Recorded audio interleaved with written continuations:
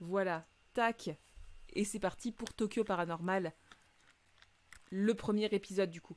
Alors je sais qu'il y en a un, il me semble qu'il y en a un qui est un peu choquant au niveau des images. Et du coup je crois que je ne pourrais pas le montrer. Je pense. Écoutez, je suis prête à censurer au cas où. Hein. Je suis toujours là. Je vais faire une légende de fantôme en mode légende folklorique dans Sastrella. Merci Elsa. Bah écoute, je suis ravie que ça tombe au bon moment. Je vais sacrifier quelques terres au cas où. Écoute, on ne sait jamais. C'est jamais perdu, de toute façon. Voilà. S'il y a du sang et des têtes coupées, ça va, c'est juste les nez qu'on peut pas voir. Bon, on va voir. Écoutez. Tac. C'est parti pour Tokyo Paranormal 1 sur 10. Alors, je crois que le premier épisode, est donc Écran démoniaque, il me semble que c'est un épisode un peu bateau et un peu large, il me semble. Est-ce que ma censure marche toujours? Attendez. Je vais voir si ma censure marche toujours. Ah non. Attendez, hop, il faut que je la mette avant. Tac, parce que sinon, comment je vais faire pour vous censurer des trucs? Eh ben, je vais pas pouvoir. Voilà, maintenant elle fonctionne. Ça fait peur comment? Je suis un être sensible. Alors, je ne sais pas. Je ne sais pas du tout.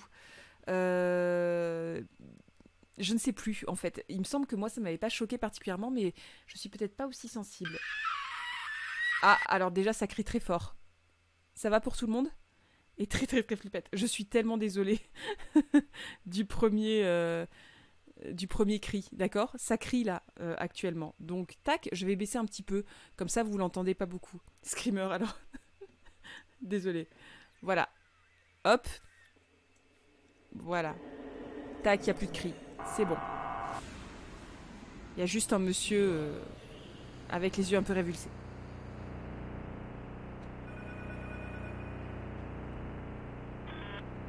Alors moi, je sais pas faire ça avec mes yeux.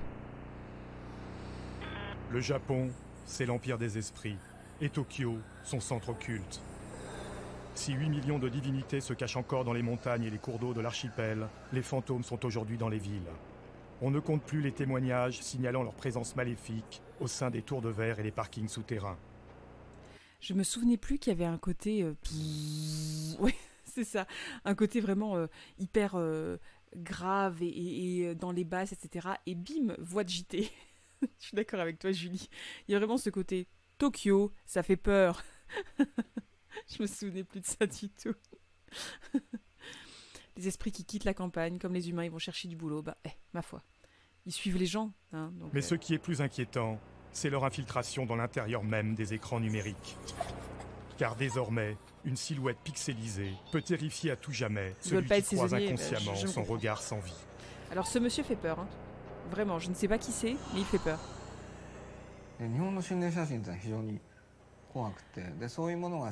Est-ce que tout le monde arrive... Oui, c'est bon. Est-ce que tout le monde arrive à lire en même temps? Parce que là, ça parle en japonais dans le texte, et du coup, sinon, je vous lis en même temps les sous-titres, mais vraiment, ça va être chiant pour vous d'entendre quelque chose et que je vous lise les sous-titres au fur et à mesure. Est-ce que c'est bon pour tout le monde? Drogue, prostitution, violence et redrogue. Oui, non, c'est un peu ça. C'est un peu ça. Ça va? Moi, je préfère ta voix. Bah oui, mais... Est-ce que tout le monde arrive à lire? Quelle est la qualité essentielle pour une femme? C'est la grâce.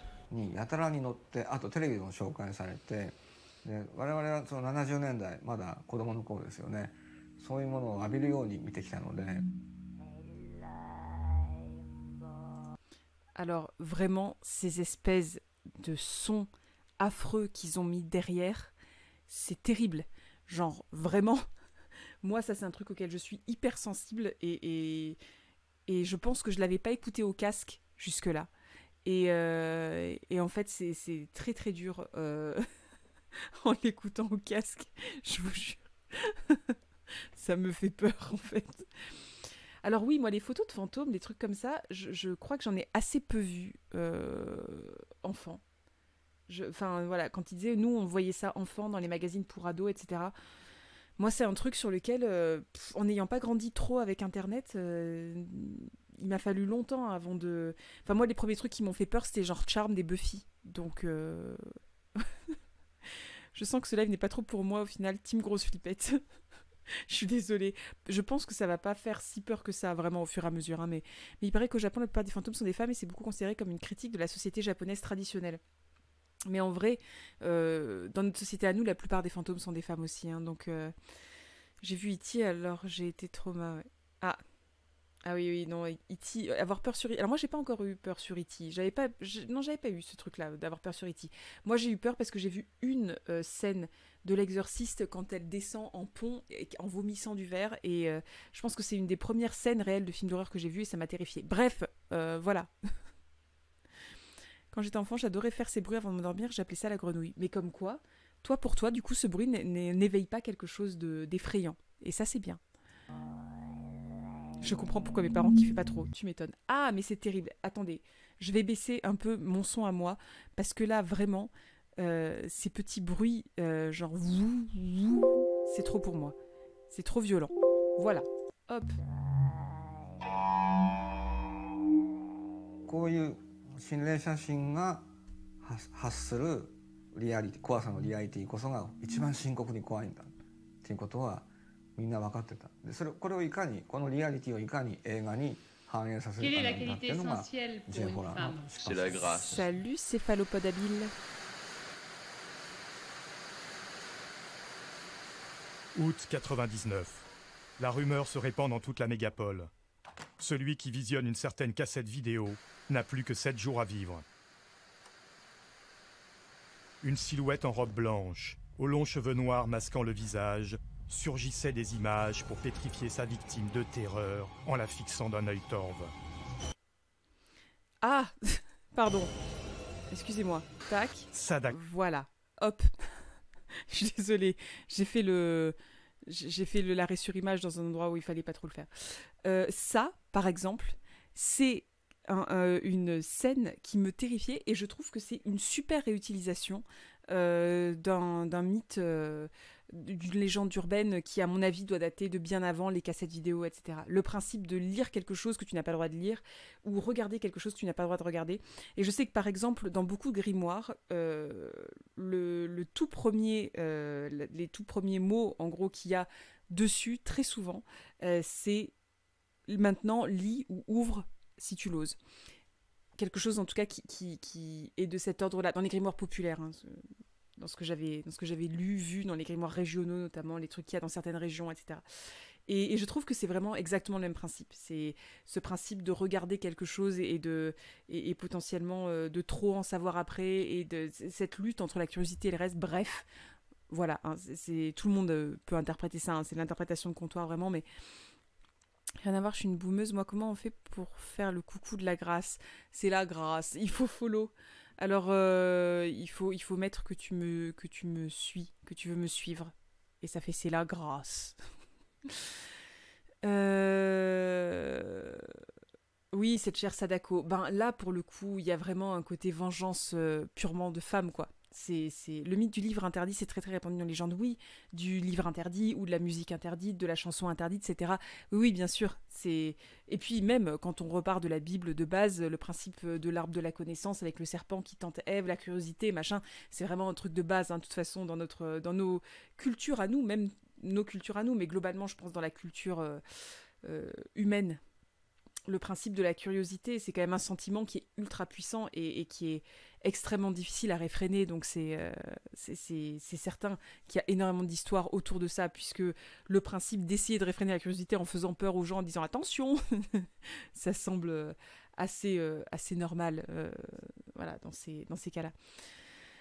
Bonsoir, monsieur Delef. Il y a aussi le fait que la télé soit un objet du quotidien. Oui, tout à fait. Tout à fait.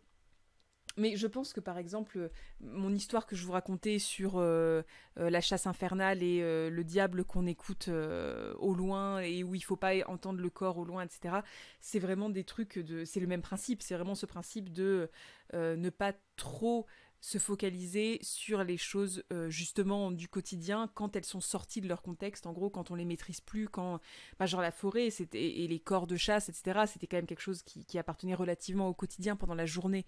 Là c'est quand c'est décalé à la nuit et quand ça échappe au contrôle quelque part, il faut pas être curieux, il faut pas aller voir ce genre de choses là quoi. Je trouve que mais globalement je trouve que c'est intéressant, et là dans cette histoire là particulièrement avec Sadako, je trouve qu'il y a quand même quelque chose d'intéressant dans le fait que pour une fois ce soit un peu l'inverse de notre version biblique à nous de un être surnaturel qui, on va dire, qui va punir la femme qui est trop curieuse. Là, c'est une femme surnaturelle qui va punir les gens, globalement, qui sont trop curieux. C'est intéressant en soi. Les deux fantômes dans Ju-On sont très vengeance également face à la violence de mémoire. Mais oui, tout à fait. Tout à fait. Oui, c'est souvent des histoires de vengeance, de toute façon, ces histoires de fantômes. Hein. L'héroïne malfaisante de Ring devenait ainsi l'ambassadrice spectrale de ces nouveaux fantômes japonais bien décidés à contaminer tous les écrans. Sous le nom de J-Horror, la nouvelle vague de l'horreur japonaise allait dès lors malmener les neurones des spectateurs du monde entier. Je n'ai jamais vu Loft. Je ne sais pas ce que ça...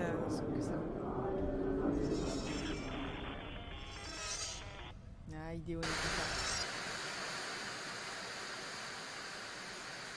日本の伝統的な怪談映画は今の日本の若い人たちにとってはそっちの方も新鮮だし、そこからこのビデオがひょっとしたらそのこうビデオを見ることによって語られるっていうとても信じられないような話をこうみんな半分信じて映画館に来てくれたわけで、それはすごくモダンなこと、あるいは Ça, je pense, on sort un peu du sujet qu'on avait dit autour des femmes, etc. Mais ça, je pense que pour le coup, c'est un principe de base des légendes urbaines, c'est-à-dire qu'elles deviennent réellement des légendes urbaines, elles deviennent réellement du folklore, etc. Selon moi, hein, et selon quelques livres aussi que j'ai lus sur le sujet, quand on commence à y croire, hein, finalement, quand tout le monde commence à y croire, quand ça sort un peu du côté arrête, t'es con, on se raconte ça pour se faire peur, et quand on commence à flirter avec mais si, je t'assure, c'est arrivé, ah merde, je ferai attention. Enfin voilà, c'est... Bonsoir, pour une fois que ma connexion internet ne rame pas sur Twitch, mais je suis contente que tu sois avec nous, Gary. Je ne sais pas si on prononce le S ou pas, Gary Sukao. Ça se trouve, Sadako a été payé par le lobby du DVD, tellement. このビデオは不特定多数にたたる、一人の人にを呪うんじゃなくて、もう何百万人でも呪い殺せるって設定ですから、それがすごく。C'est vrai qu'il y a aussi la peur du virus qu'il y a là-dedans. Je pense qu'il y a vraiment un truc autour de la contagion et autour de la peur de la contamination aussi. C'est vrai que j'y ai pas pensé comme ça, mais...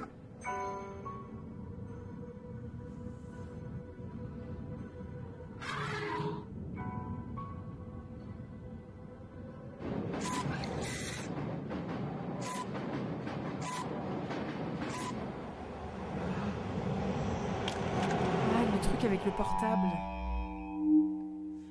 Je crois que je l'ai vu. Je crois que je l'ai vu, ce truc avec le portable. Avec un portable maléfique là. Mais je pense que j'ai vu une adaptation, une refonte occidentale du truc, parce que j'ai pas souvenir que ce soit avec des acteurs asiatiques que je l'ai vu. Mais Cell, c'est peut-être ça, Nitra Mortel. Merci. Oui, je crois que c'est ça, Cell, que j'ai vu. Là, je l'ai vu il y a très longtemps, et ça marchait avec ce genre de portable-là, du coup, c'était bien.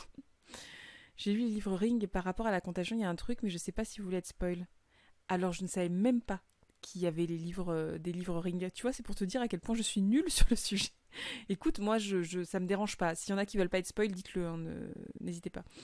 Je crois que le contexte actuel nous y fait forcément penser, peut-être aussi, peut-être. Il y a une nouvelle de King où il y a un portable, c'est sûrement une adaptation. Je sais pas, parce que le film que j'avais vu, il me semble, était pas tant que ça une adaptation. Je pense pas que c'était une adaptation de King. Bon, remarque, tout est un peu une adaptation de Stephen King dans nos films d'horreur. どっかで誰かの会談で聞いたような、あるいは自分自身が体験したちょっと嫌なこと、そういうものを喚起させることをやろうとしてた。それは一番大事なことで、J ホラーで革新っていうか、そのコアの部分で何が大事かといえば、幽霊の描写なんではなくてリアリティの問題なんですね。そこがこうドキュメンタリーに近ければ近いほど人は怖がる。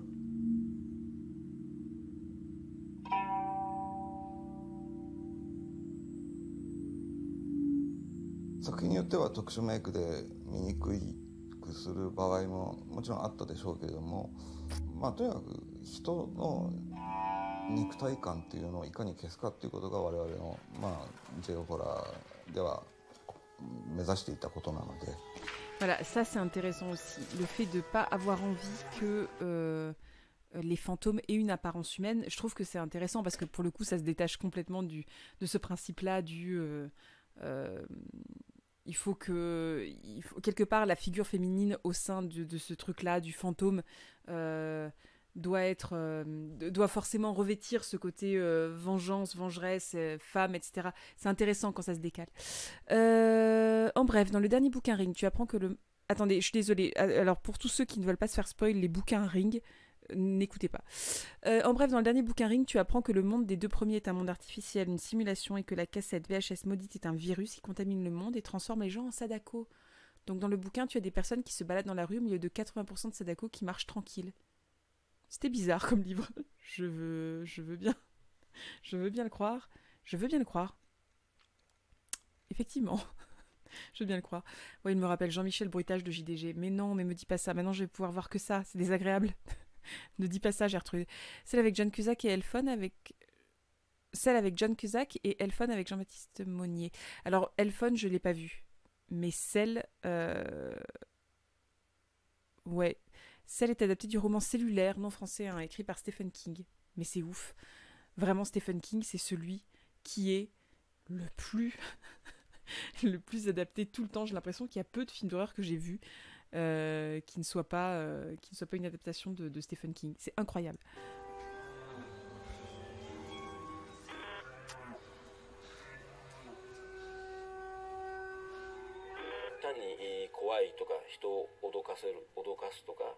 悪いものとかそういうものではなくて、それがそこに出現する出てくることによってそれ主人公たち登場人物たちの人生がその瞬間全部変わってしまう。その役目を Le fait que le rôle des fantômes dans certains films, ce soit juste de perturber la timeline établie des gens qui étaient jusque-là bien tranquillous dans leur petite vie et qui n'étaient pas forcément heureux dans leur petite vie, mais enfin bon voilà, leur vie allait son cours et brusquement il y a un fantôme et du coup plus rien ne peut être comme avant quelque part. Ça, je trouve que c'est hyper intéressant parce qu'effectivement, je pense qu'on va aborder ça après avoir vu un ou deux épisodes, mais je sais que par exemple... localement, dans le folklore notamment bourbonnais, et voilà, les esprits, les fantômes sont rarement des éléments maléfiques ou désagréables. Ils viennent plus souvent pour avertir, pour prévenir, ou juste ils sont là parce qu'ils sont là. Mais ils sont pas là en mode je vais t'attaquer. Ils sont là parce qu'ils sont morts là, parce qu'ils veulent que la mémoire se perpétue. Mais en soi, ils sont pas agressifs et je ne pense pas qu'ils puissent envoyer un email Ishnak, effectivement.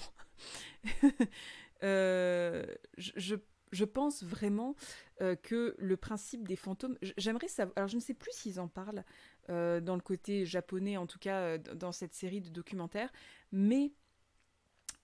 Je pense que ce serait intéressant de savoir à partir de quand à peu près les fantômes se sont mis à être violents et agressifs. Est-ce que c'est au 19e siècle avec le côté gothique? Est-ce que c'est à ce moment-là que c'est devenu vraiment, dans notre culture à nous en tout cas, un truc un peu agressif, un truc qui potentiellement pouvait faire peur, pouvait faire mal, pouvait faire peur, oui, ça a toujours fait peur, mais pouvait faire mal, vraiment pouvait heurter. Parce que... quand j'essaie de me souvenir du folklore bourbonnais autour, par exemple, un des fantômes qui me vient à l'esprit tout de suite, c'est... une dame qui a été emmurée vivante dans son château parce que à Hérisson, il s'était passé tout un... parce que oui, nous avons un village qui s'appelle Hérisson et il y a un château en ruine et dedans du coup il y a une dame qui a été emmurée vivante dans ce château-là, qui est morte dedans et qui du coup hante encore les ruines de Hérisson. Et le fait d'avoir cette dame qui hante les ruines, elle hante mais pas en mode violent, elle va t'attaquer. C'est juste que tu peux la voir, en fait. De temps en temps, elle pleure.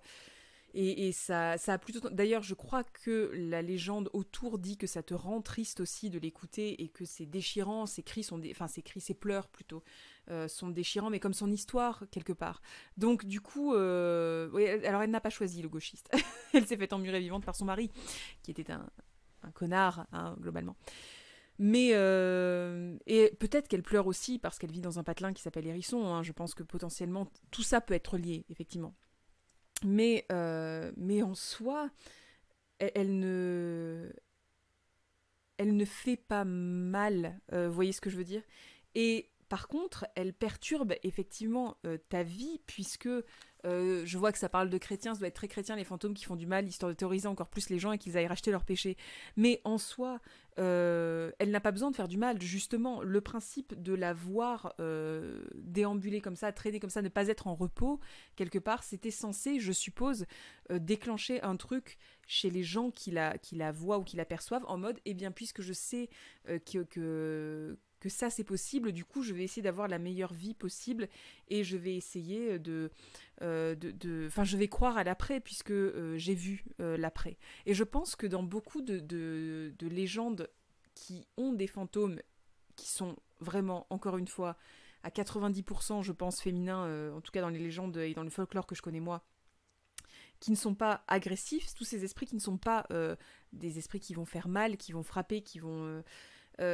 dans tous ces esprits-là, quelque part, effectivement, il y a un principe de déformation de la timeline. Vraiment. Voilà. Ce truc où vraiment, il y a un truc qui pourra plus jamais... En tout cas, ta vie ne pourra plus jamais être pareille après. Donc, je trouve que c'est intéressant que ce soit quelque chose qu'on retrouve finalement même dans un certain genre de cinéma, le fait d'avoir des fantômes qui bouleversent juste les existences sans être forcément des fantômes agressifs et qui viennent supprimer ton existence. Hérisson fait de la super bonne crème de whisky et un bon whisky. Et ben voilà, Faeria, merci beaucoup de faire l'office de tourisme, finalement. C'est piquant comme histoire. Oh bah c'est drôle, monsieur Delef. Ah, je connaissais cette dame qui hante les ruines comme ça. Je pense qu'il y a énormément de dames qui hantent des ruines, vraiment. Je pense, hein. Blague à part, dans un jeu Néphilim, ça se passe aujourd'hui, tu peux contacter des dieux, et genre tu as le dieu, faut sacrifier 3 chèvres en soir de pleine nuit, il y en a un autre, voici son adresse hotmail. Ça c'est drôle par contre, je trouve que c'est drôle. La notif de mon follow m'a foutu en jumpscare, je suis désolée. Je suis désolée. Je rattrape un peu vite, hein, désolée. Bizarrement, ce sont les maris et les pères qui emmurent. Mais oui, et quelque part, les femmes dans le folklore, dans beaucoup de folklore, ne se vengent déjà que contre eux, que contre les gens qui leur ont fait du mal, mais en particulier pas contre tous les gens qui passent. Et en plus de ça, elles restent dans le coin comme des espèces d'avertissements. Et donc, du coup, au-delà d'être... je pense, des avertissements aussi de il faut croire à l'après, attention, etc. Je pense qu'il y a aussi un espèce de truc de protection, d'avertissement de faites gaffe, faites pas ça à vos filles et à vos femmes parce que potentiellement, moi, je suis là et regardez ce que j'ai fait d'eux quand ils m'ont fait du mal. Je pense qu'il y a un truc, peut-être, qui rejoint un peu ça, qui rejoint un peu cette parole-là, en tout cas, je pense. Un truc un peu de prévention et de protection, étrangement. C'est Bourdin, les fantômes, là, lui aussi s'énerve si tu lui réponds pas. Je ne sais pas. Je ne sais pas comment est-ce qu'ils résonnent, eux. Un peu comme dans les autres, en fait. Où elle se rend pas bien compte. Ah là là, on va spoiler le film Les Autres. Je vais pas parler du film Les Autres pour ceux qui l'ont pas vu et qui voudraient le voir. Les esprits et la légende, c'est aussi quelque chose à réfléchir sans besoin d'une réalité perçue. Oui, tout à fait, tout à fait. Un fantôme de Finkielkraut, t'imagines? Ah oui, non, mais là, ce serait dur. Je pense que les fantômes, c'est aussi le souvenir ou l'histoire orale qui se déforme et se fantasme. Aussi, bien sûr. Quel enfer, il te dit, taisez-vous en boucle avec un dico pour te dire de suivre aveuglément l'Académie française, sinon il te hantera. Franchement, ce serait dur. Ce serait violent. Il y a une émission sur Amazon Prime où un Américain coréen explore justement les lieux hantés et essaie de trouver des explications historiques aux légendes. Ça me fascine toujours un peu, ce principe-là, les lieux hantés, tout ça. Ah, attendez, je vais me mettre sur la censure au cas où. Ah là là là là là là. J'aime pas beaucoup. Ah, bah voilà. Tac.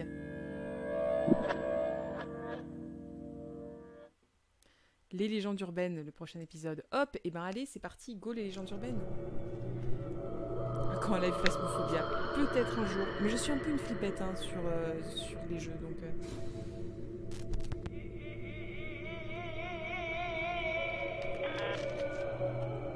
Connaissez... Attendez, que se passe-t-il?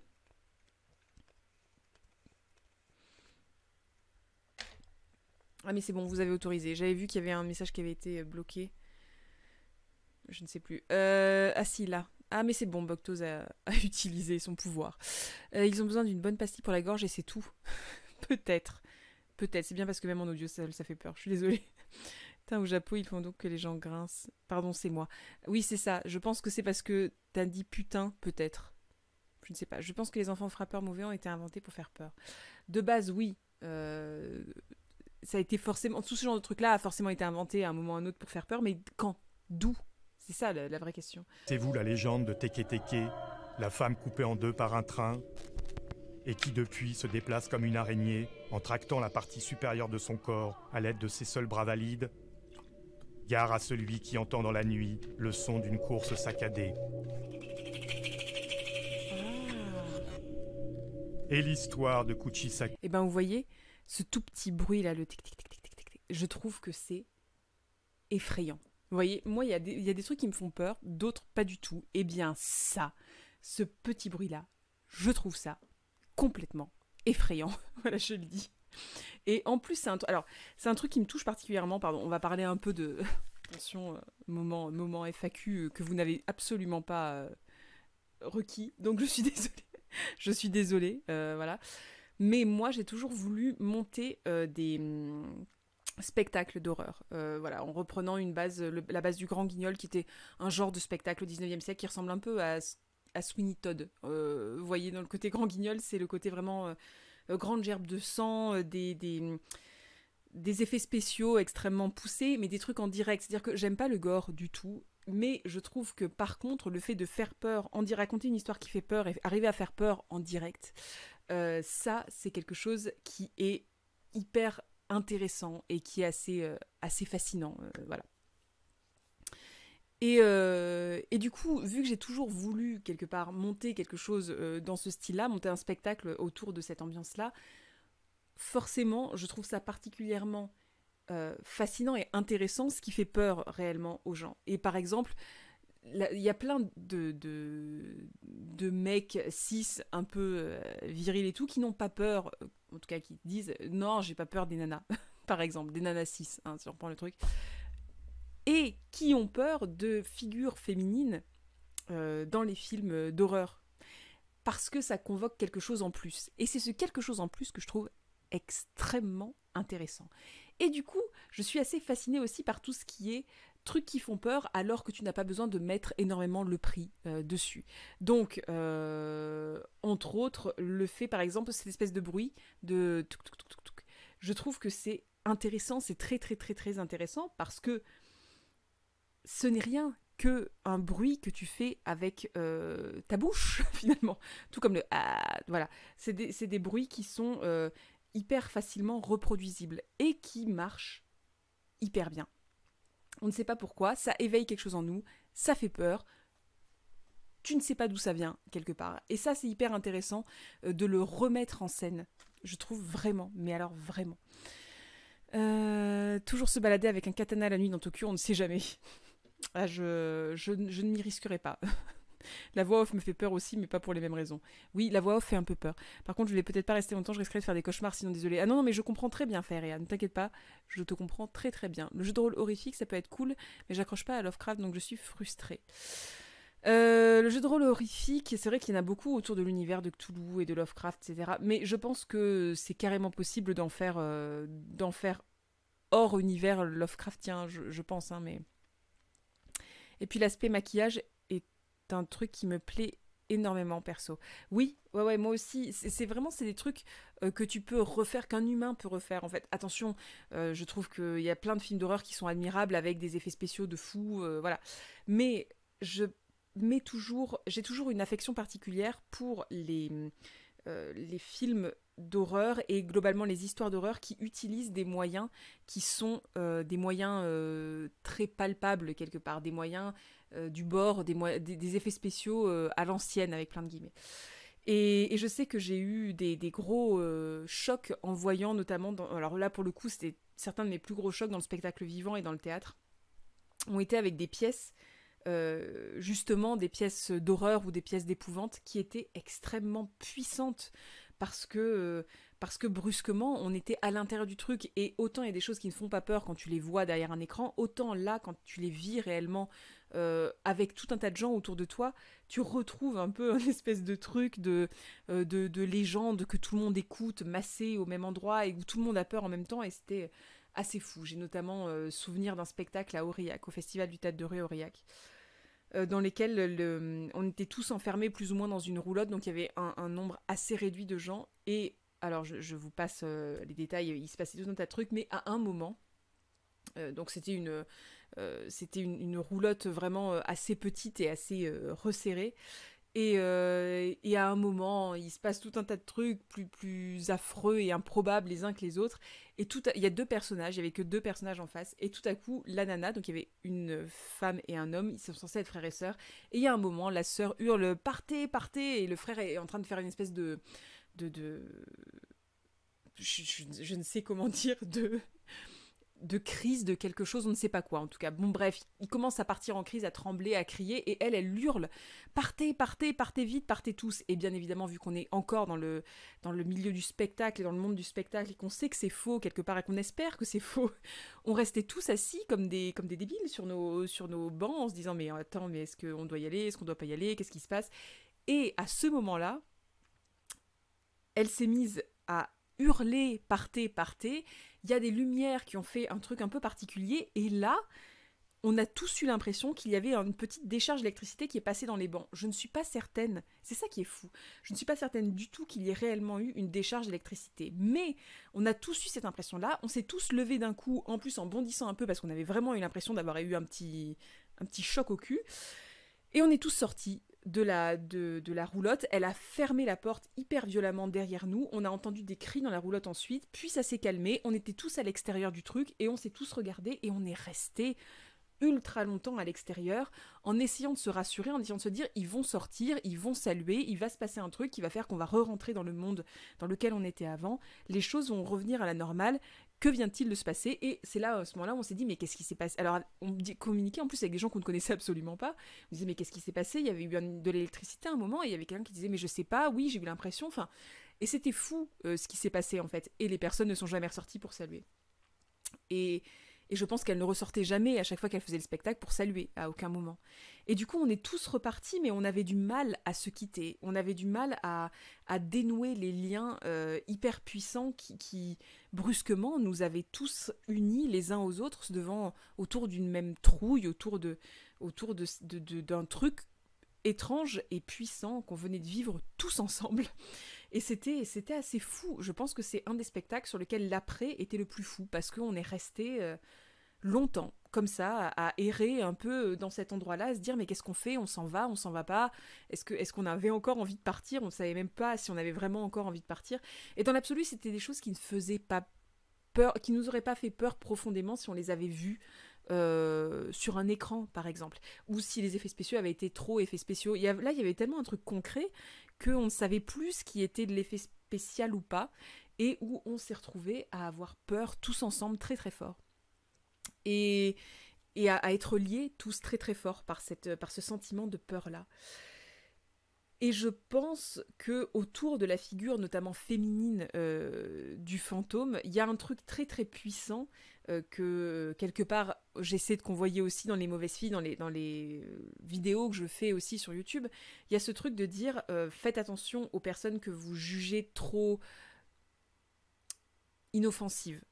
Et le bon mot, je pense.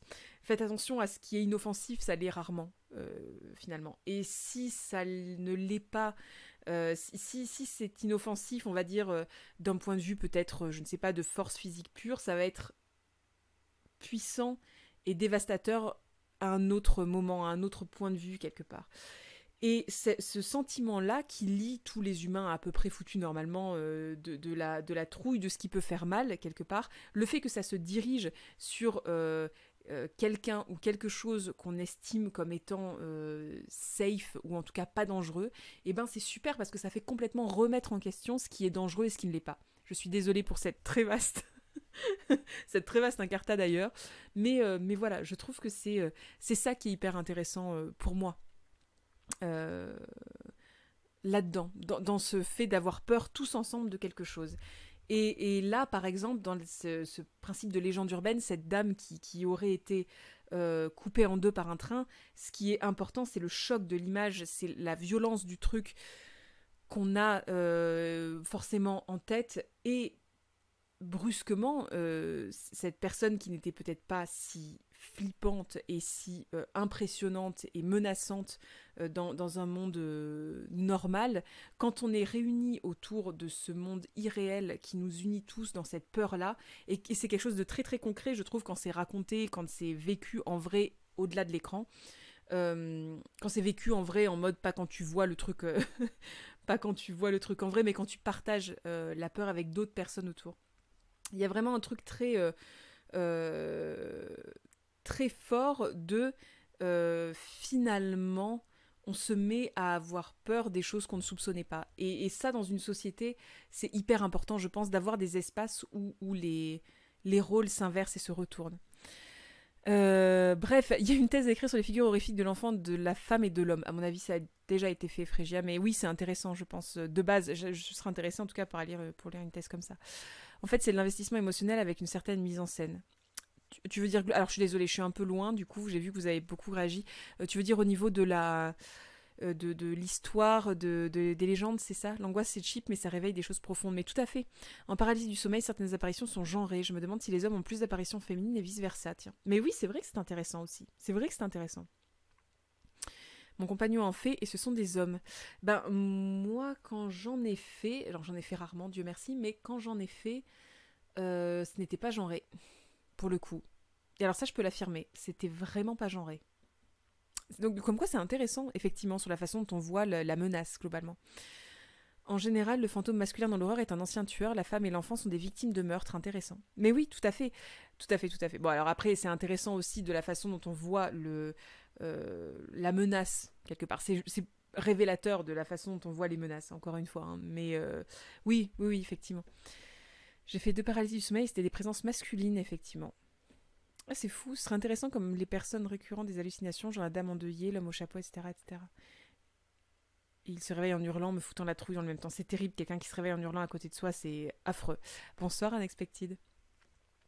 C'était ce que je me disais, des enfants et les femmes se vengent alors que les hommes sont violents de façon inhérente, en quelque sorte, en tant que figure du mal. Tout à fait. À part quand ce sont des apparitions démoniaques, où là, pour le coup, on a des apparitions démoniaques qui sont soit non genrées, soit quand elles sont féminines, elles ont vraiment un côté complètement ravagé. Enfin, je veux dire, voilà, il n'y a pas ce truc de beauté un peu inquiétante qui peut y avoir chez les fantômes, notamment. Et alors même que, encore une fois, dans le folklore, et notamment dans le folklore, en tout cas je parle pour le folklore que je connais, dans le folklore auvergnat en tout cas, il y a un vrai truc autour de la beauté du diable et des démons, etc. En tout cas de l'attirance réelle qu'on peut avoir pour ces personnes-là et pour leur beauté quelque part. Donc c'est intéressant finalement. J'ai vu... What the fuck, alors là je meurs d'effroi au niveau de ce que je vous racontais sur la petite pièce de théâtre que j'ai vue. Oui, non mais c'était très impressionnant. Ça a duré peu de temps, heureusement, ça a duré peut-être une demi-heure, mais c'était une demi-heure tellement intense. J'ai vu Médée au théâtre de Londres avec l'actrice Hélène McCrory dans le rôle de Médée, et quand elle va tuer ses enfants, et même si c'est un mythe connu, que tu sais que ça va se passer et tout, on était tous flippés. Oui, mais oui, bien sûr, ça rassemble énormément, c'est fou. Méfiez-vous de Loki dehors. Oui, non, et c'est ça. C'est ça, finalement. Et Médée, quelque part, je suis désolée, je digresse encore, mais on revient très vite à la vidéo.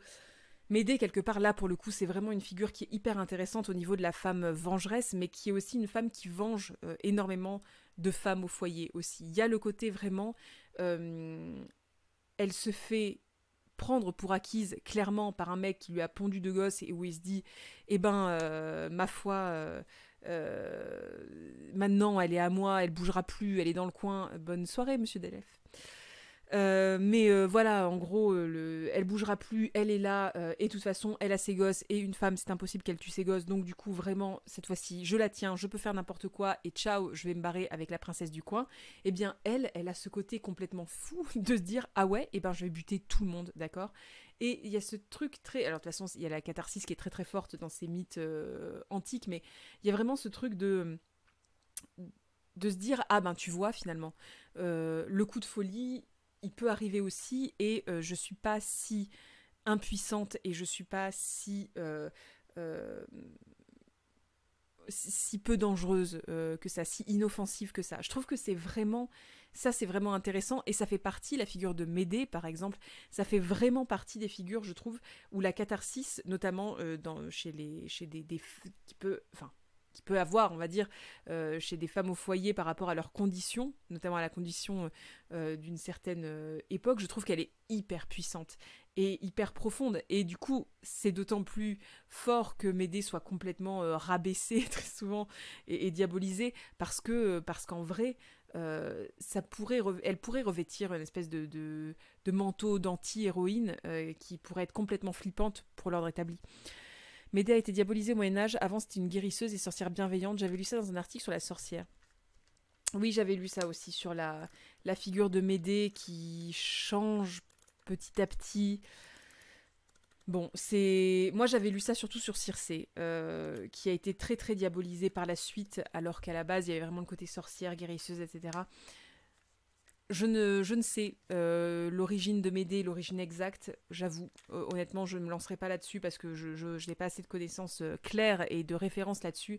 Mais ce qui est sûr, c'est que la figure telle qu'elle a été faite, c'est normal qu'elle soit diabolisée. Parce qu'elle est trop dangereuse pour la société dans laquelle on vit. Et moi, je trouve ça hyper intéressant, que les histoires soient dangereuses pour une société établie et où on a l'impression qu'elle est établie pour de bon, quoi, et que ça bougera pas. La femme à la bouche fendue, cachée par un masque chirurgical. Elle vous posera 2 fois cette même question. Alors ça, pour le coup, une femme dont le visage est caché par un masque chirurgical, c'est vrai que ça faisait partie du quotidien beaucoup plus dans ces pays-là que dans les nôtres. Maintenant, ça fait partie du quotidien de tout le monde, donc ça, c'est bien. Vous voyez, on est en train de partager des peurs de plein de gens. L'infanticide, ça pardonne rarement. Ah oui, tout à fait, c'est certain. C'est un des tabous ultimes pour la femme, vraiment, parce qu'elle elle dénature complètement tout le rôle de mère qu'on lui a associé depuis toujours. Pour Circé, la tante de Médée d'ailleurs, il y a un super roman sur son histoire. Oui. Ah oui. Madeline Miller, Circé. Lisez Circé de Madeline Miller, c'est magnifique. En gardant, puis en ôtant son masque.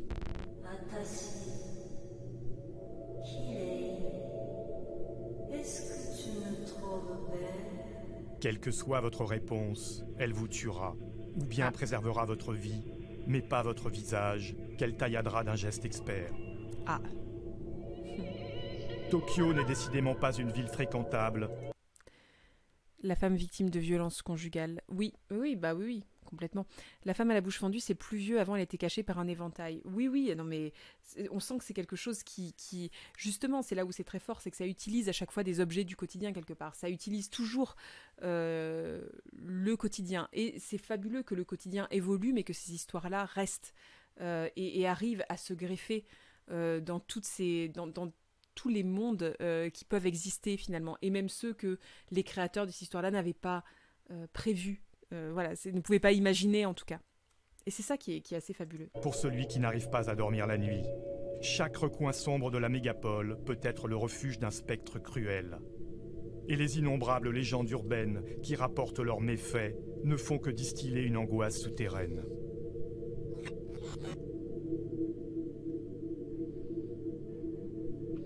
Ah, le truc des toilettes.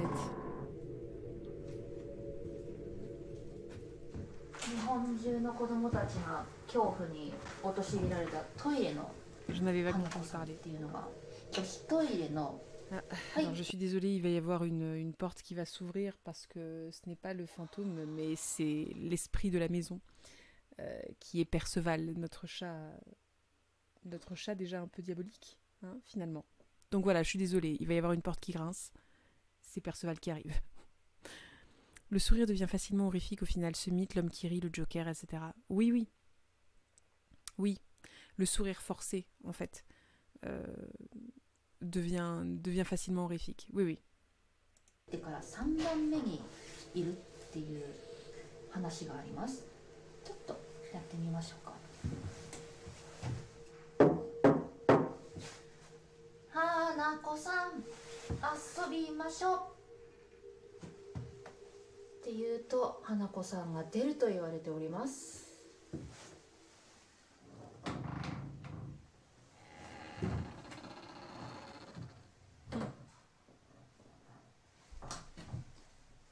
よかった、いないです。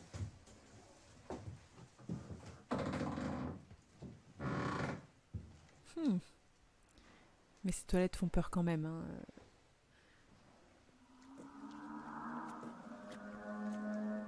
Ochino est médium.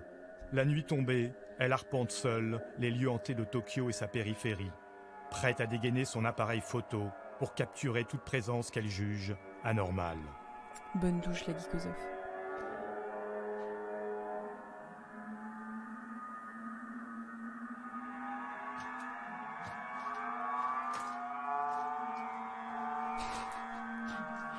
Je ne sais pas, Kitty. Je ne sais pas qui fait ça, en fait. Je ne sais pas qui est capable de faire ça. Moi, ça me plairait tellement pas. C'est vraiment un truc... Et pourtant, je trouve ça hyper intéressant, hyper machin. Mais vraiment, ça ne me plairait pas du tout. Les toilettes sont déjà souvent horrifiques dans les collèges sans histoire. Tellement. D'ailleurs, si vous voulez une vidéo d'actuel play autour de mythes japonais, je vous conseille très, très chaleureusement à JE Alea Jacta Est. Ok. Ok, bah écoute, merci pour la recommandation. La meuf a pas l'air convaincue par le mythe du tout. Ou alors elle est prudente. Tu vois, elle se laisse pas prendre par le truc. L'urbex, ça va, non mais l'urbex c'est terrible. いや、なんかすっごい久々に背筋がゾワーってしましたね。このいわゆる何かがその心霊的なものがいるみたいな気配がすると、こう背中がゾワゾワってなって気持ち悪い感じがするんですけど、まさにそんな感じですね、この時間。いや、すごい久々。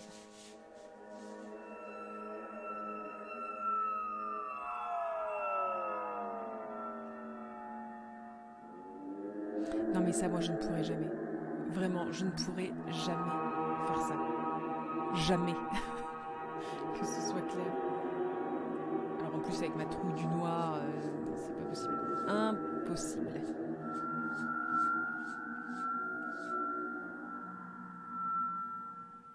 未だにまあやっぱ怖いっていうのはあるんですけど、でもそれはなんだろうな、その幽霊が何を思っているかによったりします。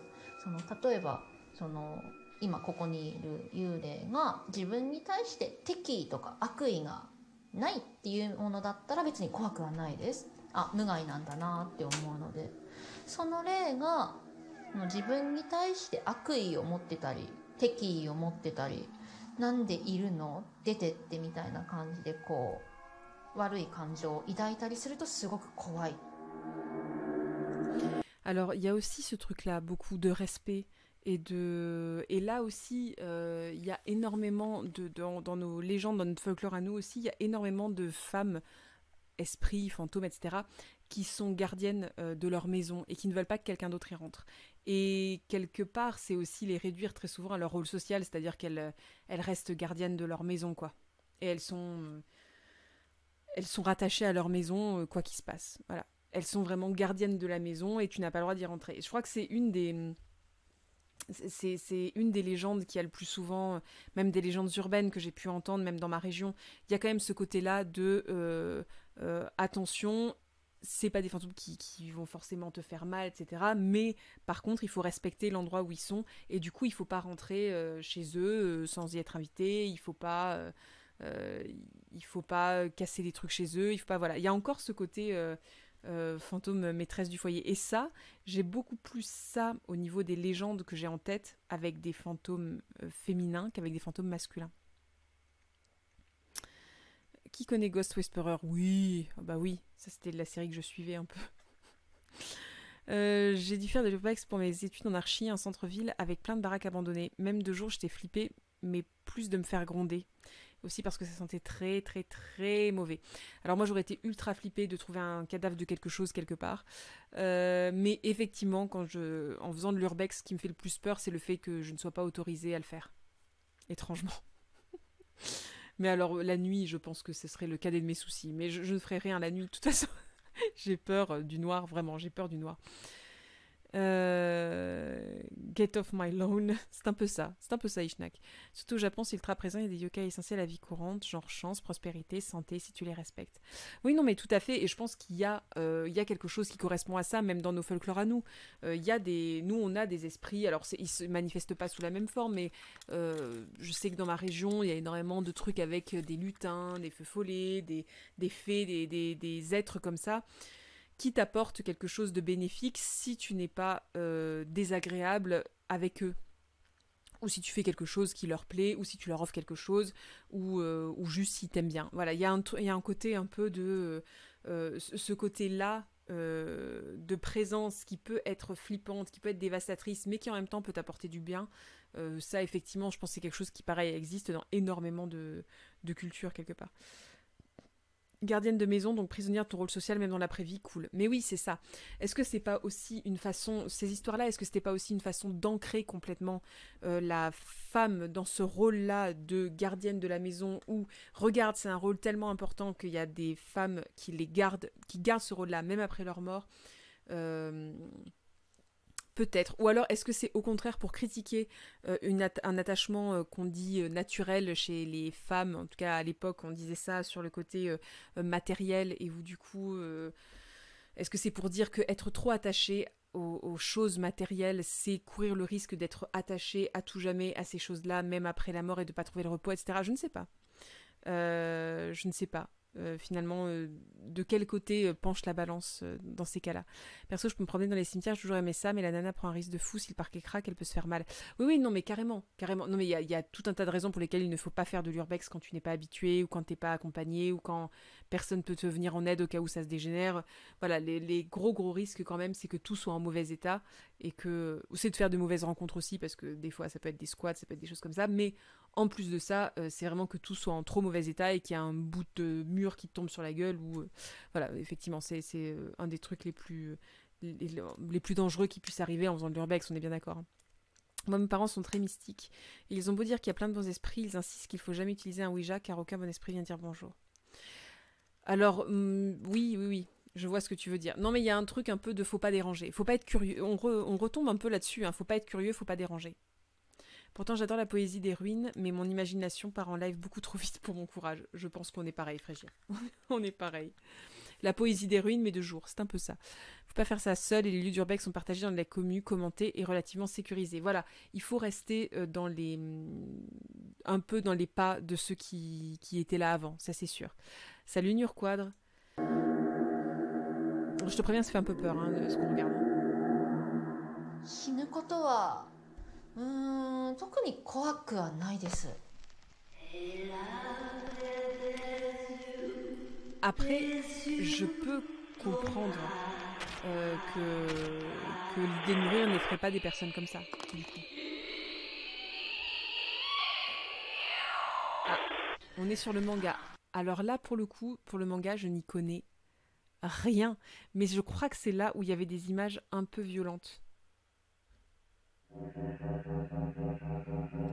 Je ne sais pas, au cas où, je reste le doigt sur la censure, toujours.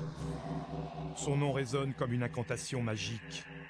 Son visage, un masque archaïque surgissant d'un obon, cette procession païenne où l'on célèbre les revenants.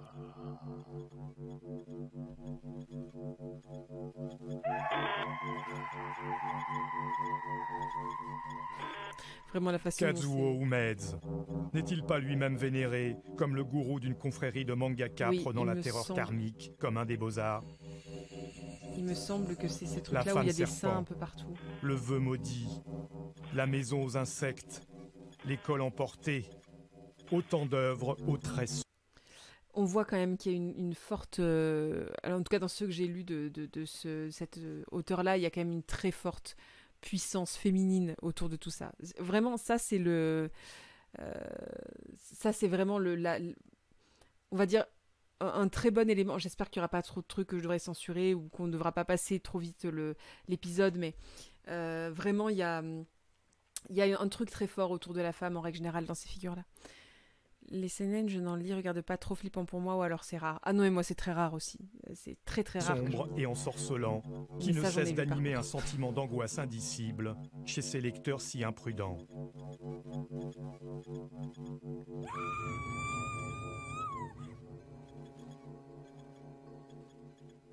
Konnichiwa, よくいらっしゃいました。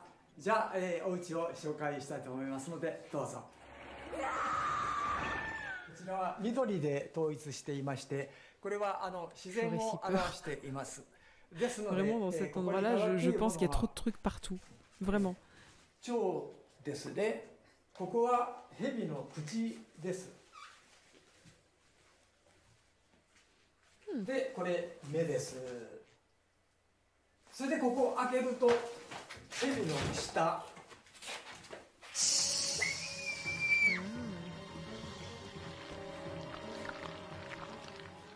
日本の漫画が日本の文学よりもレベルが高いと考えています。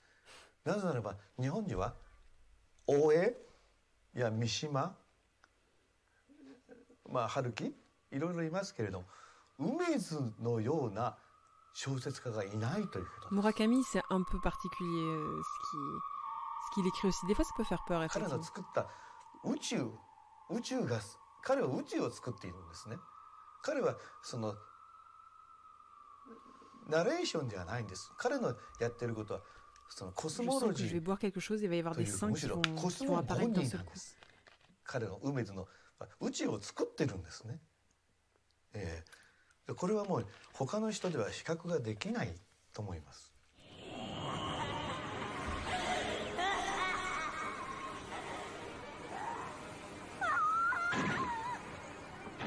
Voilà, tac, c'est peut-être un petit peu violent. Je vais peut-être censurer. Je suis désolée. C'est un peu violent. Il y a des trucs qui explosent, il y a des gens qui explosent. Oh là là, tout le monde explose. Tout le monde est en petits morceaux. Voilà.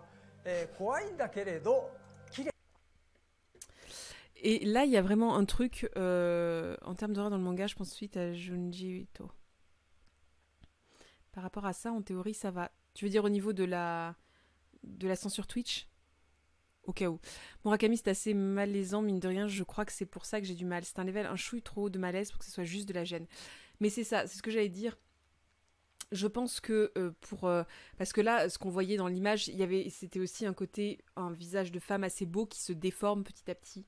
Et je pense qu'il y a ce truc-là un peu aussi du malaise autour de et là aussi, ça renvoie quelque part à la nature féminine assez profondément, parce que quelque part, il y a aussi cette notion du malaise d'avoir quelque chose qui est censé être extrêmement beau et beau à regarder, agréable à regarder, qui est censé être là pour ça, parce que clairement...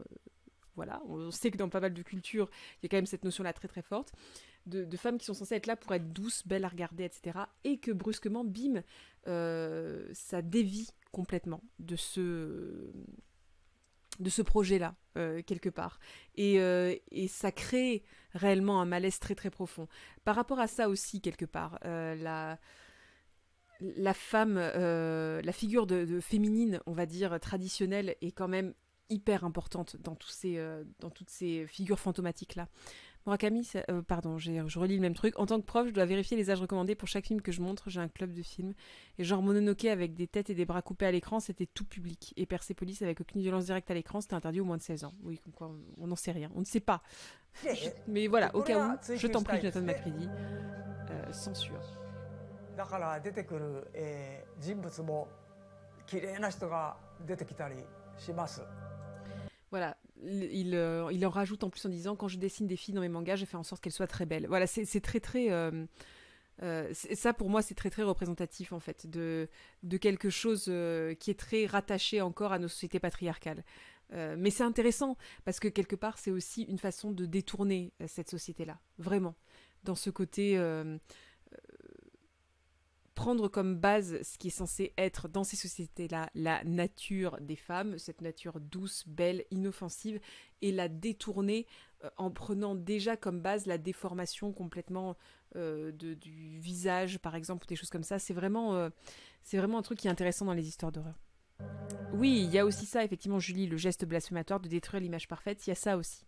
Il y a ça. En tout cas, je pense que c'est ce que peuvent y voir aussi plein de personnes qui sont cantonnées dans ce rôle-là de beauté qu'on attend d'elles, en tout cas. Je pense que le geste blasphématoire vraiment on va dire de détruire l'image qu'on attend, c'est aussi un geste qui est puissant et qui est très cathartique pour plein de gens. Beauté, innocence est souvent rattachée en plus, très souvent, surtout là où on voit qu'il y a énormément de jeunes filles, voire de petites filles.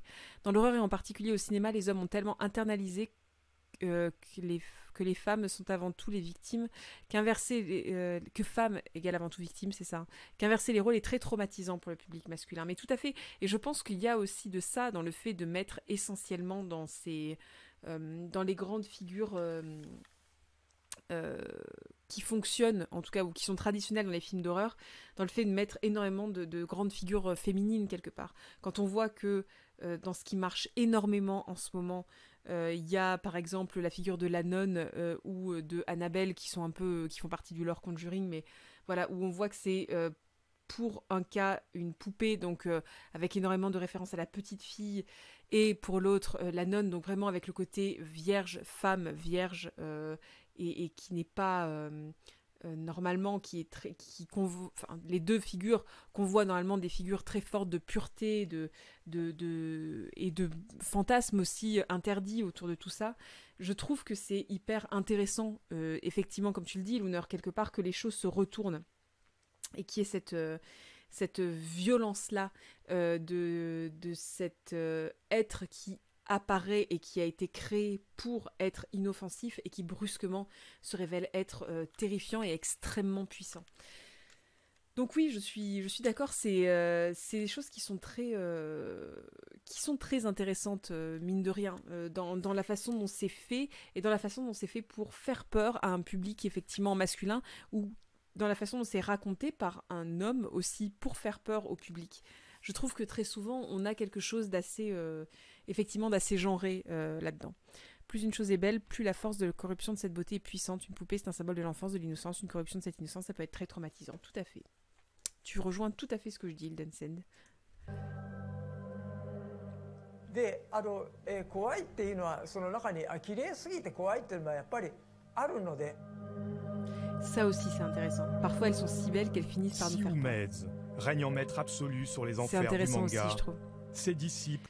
Je sais par exemple que A Girl Walks Home Alone at Night, c'est un chef-d'œuvre, regardez-le, ne m'a absolument pas effrayé, c'est très peu gore, il n'y a pas de screamer, mais il a marqué les amis avec qui je l'ai regardé.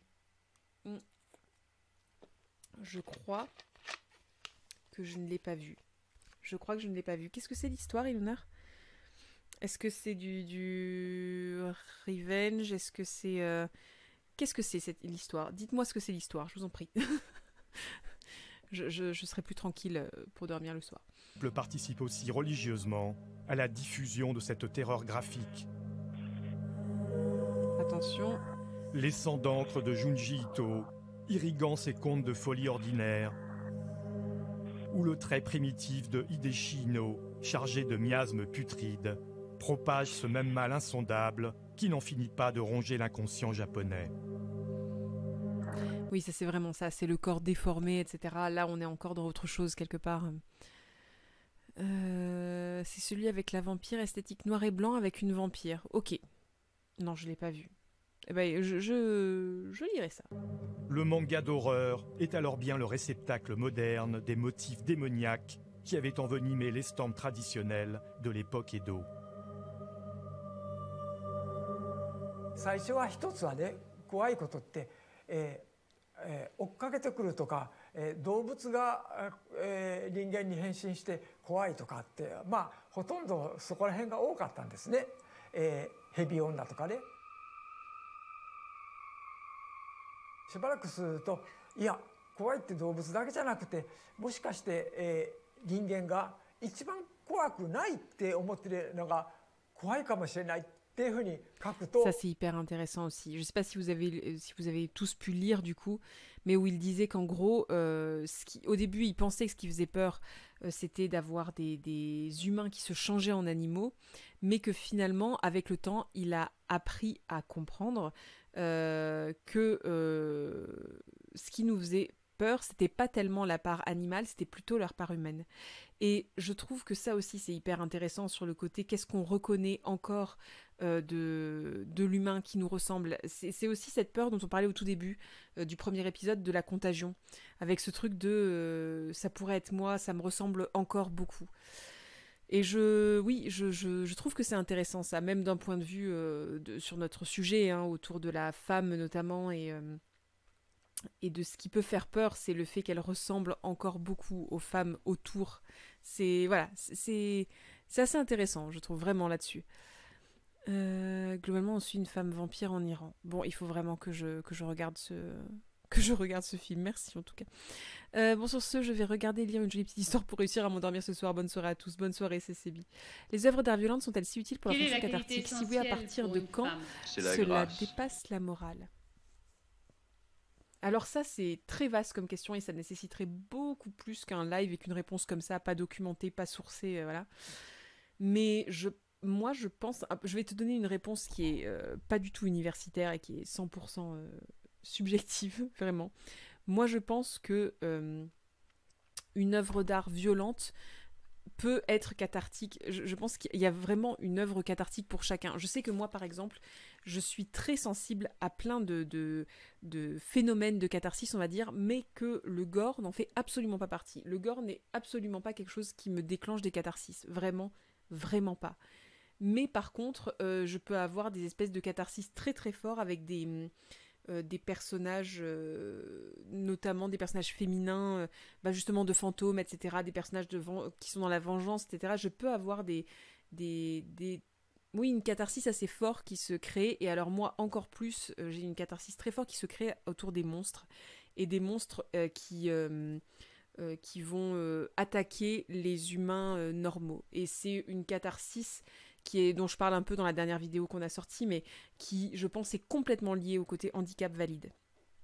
Vraiment, handicapé et valide, et où du coup, moi par exemple, je sais que j'ai vu de façon très particulière La colline à des yeux, où vraiment j'ai eu un peu la haine contre le réalisateur d'avoir mis cette... Alors je ne veux surtout pas spoiler, et je veux pas non plus... dire des choses trop gore ou graphiques, comme on dit. Donc du coup, pour ceux qui savent ce que c'est La colline à des yeux, vous savez qu'il y a une scène une scène d'agression sexuelle dans une... Merci beaucoup, Jonathan McCready. Et cette scène-là est ultra violente.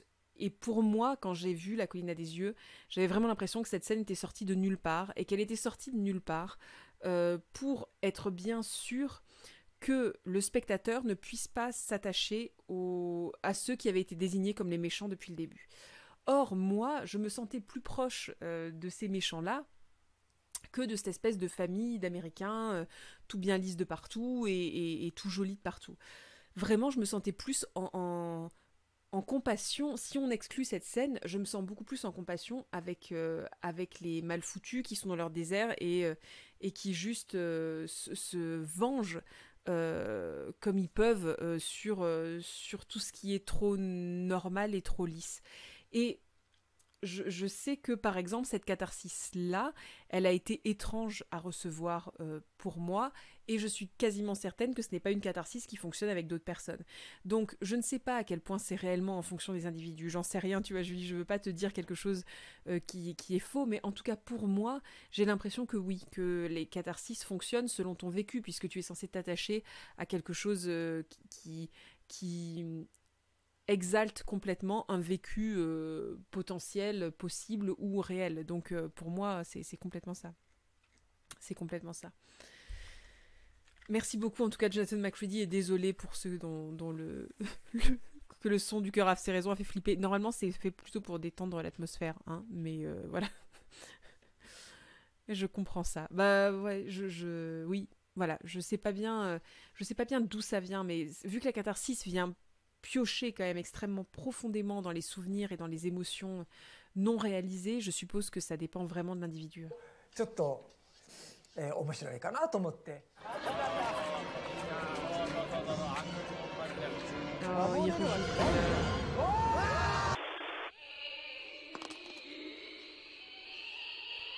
Ah voilà, à nouveau une malédiction de femme, donc on va voir ça avec joie.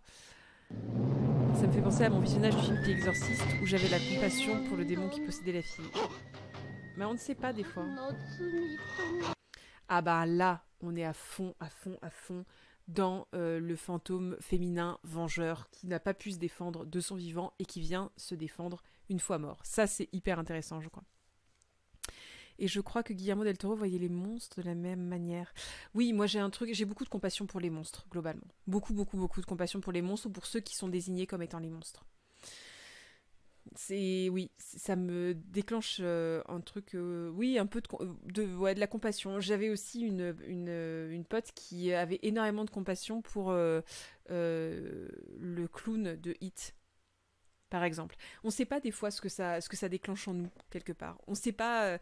Elle avait un truc vraiment un truc autour je pense, de la maltraitance que des enfants ou que des préados ou que des ados peuvent exercer sur toi. Et quelque part, je pense qu'elle voyait quelque chose de cet ordre-là, dans notamment ce qui se passe à la fin avec... pardon, je vais spoiler It, donc je suis désolée, attention... bouchez-vous les oreilles, ceux qui ne veulent pas se faire spoiler It.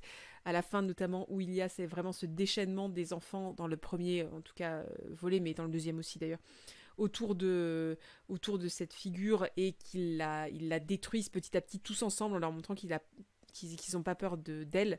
Je pense que elle, qui avait gardé une espèce de crainte légère, un peu étrange des ados et des pré-ados comme étant de potentielles personnes qui peuvent harceler, qui peuvent faire mal, etc., je suppose que cette figure-là devait renvoyer en elle un truc du style en fait, ils n'ont pas peur de moi, et quand ils n'ont pas peur de moi, ils pourraient faire ça aussi. Je pense que vraiment, il y a un truc très particulier selon le monstre et selon la personne. J'avais eu tout un cours à l'Uni sur la relation des personnages féminins et des monstres dans le cinéma, c'était passionnant. Ah, ça doit. Ça, je trouve que c'est vraiment hyper intéressant. Dans le film de genre et ailleurs, d'ailleurs. Je trouve que c'est très, très intéressant.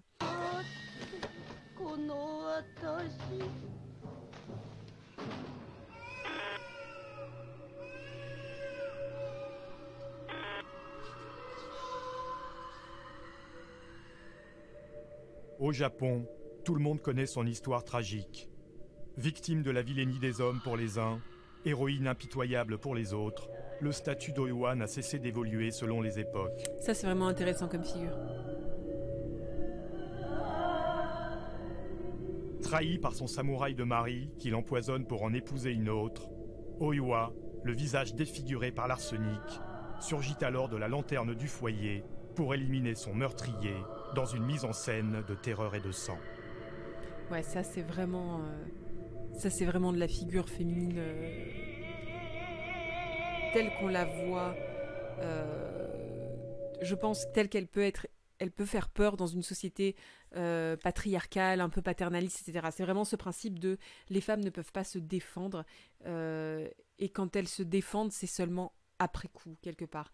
Et si elles peuvent se défendre après coup, alors dans ce cas-là, est-ce qu'on ne devrait pas flipper de leur faire subir tout ce qu'on leur fait subir? Je pense qu'il y a ce truc-là aussi, cette espèce de menace légère, intrinsèque derrière du fais attention quand même, fais attention à ce que tu fais.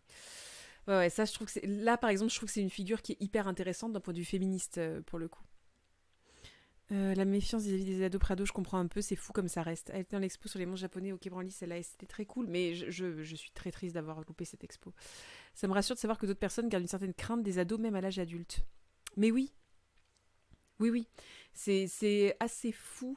Et du coup, moi, je sais que j'ai une espèce de passion pour les films d'angoisse ou d'épouvante qui incluent des groupes de pré-ados qui sont obligés, ou d'enfants, qui sont obligés de s'allier pour vaincre la menace. Donc, par exemple, je suis très très preneuse des Stranger Things et autres. Et autres Goonies, d'ailleurs. Voilà, c'est vraiment, j'aime... Ou Stand By Me. Enfin, j'aime bien ces films de... ou It, d'ailleurs. Hein. Ces films où des pré-ados ou des enfants se lient ensemble pour pouvoir avoir une influence sur quelque chose de violent. Et moi, du coup, là, pour le coup, je partage très rarement cette espèce de catharsis qui fait que je suis avec la personne d'en face. Très souvent, j'ai ce côté où je suis plus en compassion avec les ados et les préados. En tout cas, je vis plus de catharsis avec ces ados et ces préados qui se battent contre quelque chose d'établi et pour lesquels on leur dit t'es pas assez fort pour ça, tu devrais avoir peur de ça, donc tu ne vas pas t'en sortir. Mais je comprends très très bien qu'il puisse y avoir l'inverse aussi, vraiment, je comprends très très bien. On parlerait pas de Jurassic Park quand on ne se méfie pas des dinos vu que ce sont des femelles et paf. C'est vrai.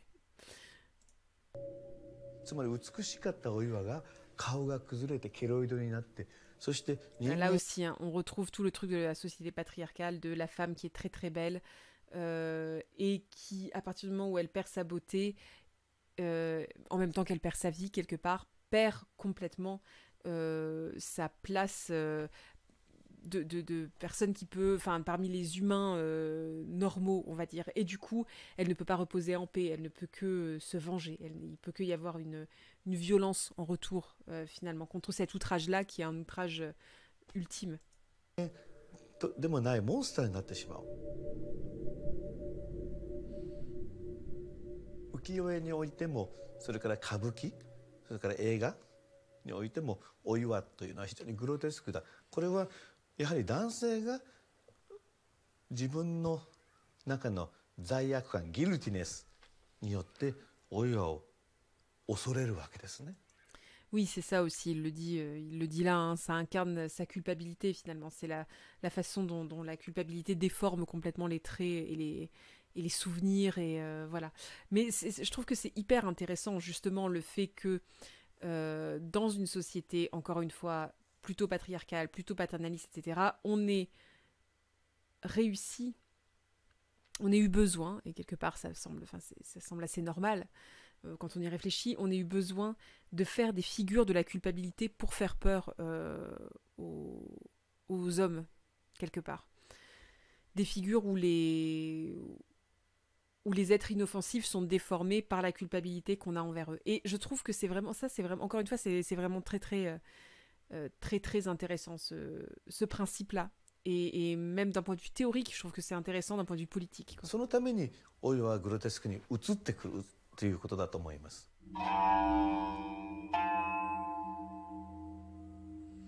Connue sous le nom de Yotsuya Kaidan, cette histoire 1000 fois contée au théâtre kabuki, puis au cinéma, n'est pas sans rappeler le Macbeth de Shakespeare.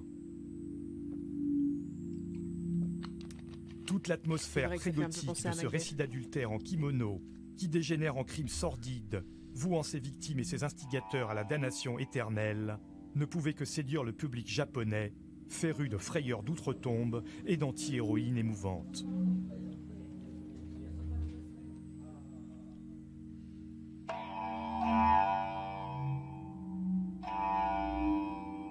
Ushidaki Senka と申します。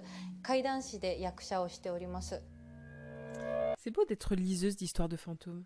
Vraiment, je trouve que c'est très très chouette comme titre. C'est terrible de se dire que la culpabilité n'est pas toujours spontanée chez les hommes violents et qu'il faudrait donc l'induire. Oui, c'est terrible de se dire ça. Oui. Ça se ressent aussi beaucoup, cette histoire de subvertir l'innocence pour maintenir la morale dans le folklore horrifique lié aux figures d'enfants morts-nés souvent. Oui, oui, c'est ce que j'allais dire tout à l'heure en parlant de la figure de la femme déformée qui revient et qui est une culpabilité qui endosse très souvent le rôle de la culpabilité masculine. Et c'est vrai qu'on a aussi cet équivalent enfant très souvent pour le coup pour accabler pour avoir un côté culpabilité féminine, on va dire. En tout cas, nous, dans nos histoires du folklore, il y en a énormément. Autour des enfants, autour de l'avortement, notamment. De la figure de l'enfant avorté qui vient se venger, ou de l'enfant, d'ailleurs, qui va dénoncer sa mère adultère, par exemple. Nous, on a une histoire comme ça où il y a un enfant au berceau, genre un bébé, un nouveau-né, vraiment un nourrisson, quoi, qui a jamais parlé encore, et qui prévient sa mère, essaie de tuer son mari en mettant du poison dans son vin pour aller épouser un autre mec, en tout cas s'amuser avec un autre mec, et juste avant que le père ne boive de ce vin-là, l'enfant parle et lui dit attention, le vin est empoisonné. Et du coup, oui, là pour le coup, les figures vengeresses, c'est plutôt des figures d'enfants. En tout cas, dans notre folklore à nous, pour des femmes, quand c'est dirigé contre des femmes, c'est très souvent des figures d'enfants. En même temps, dans les sociétés patriarcales, les hommes n'ont pas beaucoup d'autres raisons de se sentir coupables ou redevables de leurs femmes. En tout cas, ils n'avaient pas de raison particulière de se sentir effrayés. Effectivement. Quand on fait passer en permanence la femme pour une victime et jamais pour un agresseur, il n'y a pas de raison de se sentir effrayé, finalement. 怪談師になったきっかけ、幽霊が好きだという理由なんですけれども、子どもの頃に四谷怪談という日本の怪談話があるんですけれども、そのドラマを見てお岩様という人にとても衝撃を受けて、それでいつかお岩様を演じる女優さんになりたいと思ってこの世界に入りました。なんだか今日は嬉しいね。盆と正月がいっぺんに来たようだよ。またたまには焼き Se faire trahir par la chair de sa chair, c'est rude. Oui, et je pense que là-dedans, il y a un truc affreux de les enfants ne sont pas vos alliés, les enfants se mettront du côté du mari s'il y a besoin. Enfin, je pense qu'il y a une morale un peu rude, effectivement, un peu terriblement rude,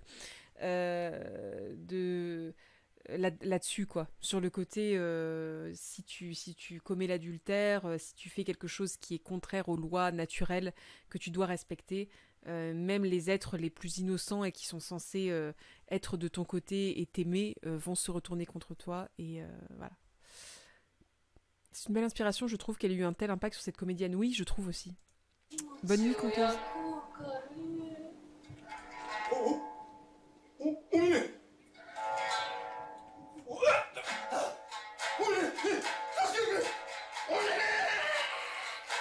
Ça doit être assez fou à voir. Hein. そういうライブ会場とか行くと不思議なことが起こったり、最初いなかったはずの席が急に光り始めて、そこに首だけがポンって置いてあるのが見えたり、あと足音が誰も上っていないはずなのにミシミシミシって聞こえたり、それが私だけじゃなくてお客さんみんなそれを感じたり見たりすることがたまにあります。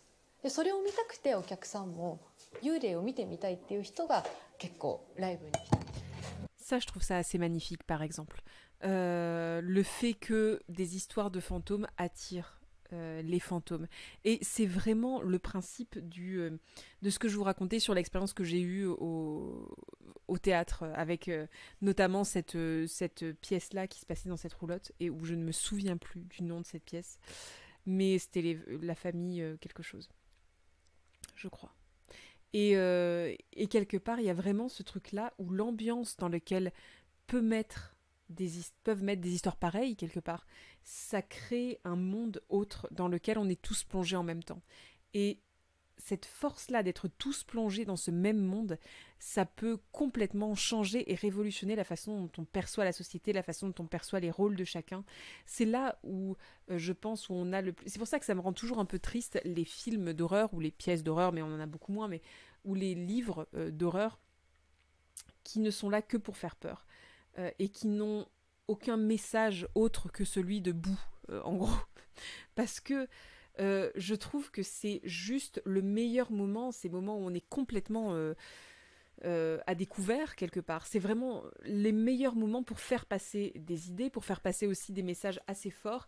Et parfois, c'est juste les motivations du fantôme, de l'antagoniste.